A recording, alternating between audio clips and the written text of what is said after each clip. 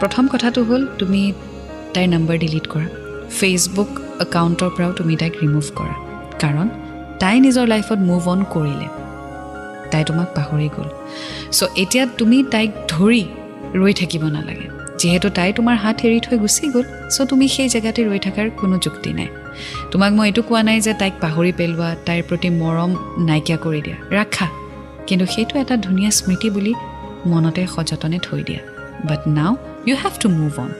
তুমি যদি তাইৰ ফেচবুক তাইৰ হোৱাটছএপ তাইৰ ডিপি এইবোৰ চাই থাকা তুমি লাইফত কেতিয়াও মুভ অন কৰিব নোৱাৰিবা আই এম নট ছেইং যে মুভ অন কৰা মানে তুমি বেলেগক ভাল পাব লাগিব মুভ অন কৰা মানে তোমাক যে তাই এৰি থৈ গুচি গ'ল সেইটো তুমি একচেপ্ট কৰিব লাগিব সেইটো একচেপ্ট কৰি তুমি আগবাঢ়িব লাগিব লাইফক আৰু এটা চান্স দিব লাগিব তোমাৰ হেপিনেছ অকল তাইৰ লগতে জড়িত হৈ থাকিব নোৱাৰে কাৰণ তোমাৰ আশে পাশে আৰু মানুহ আছে যিয়ে তোমাক ভাল পায় যিয়ে তোমাক ভাল পাব বিচাৰে যাৰ বাবে তুমি ইম্পৰ্টেণ্ট হয়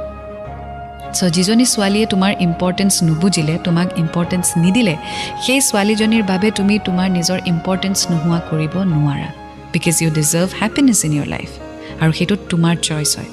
চ' তোমাৰ চইচ এইটোৱে হ'ব লাগিব যে তুমি লাইফত মুভ অন কৰিব বিচাৰিছা তুমি হেপী হ'ব বিচাৰিছা আৰু আনকো হেপী কৰিব বিচাৰিছা কাৰণ তোমাৰ সুখত আৰু বহুত মানুহ আছে যি সুখী হ'ব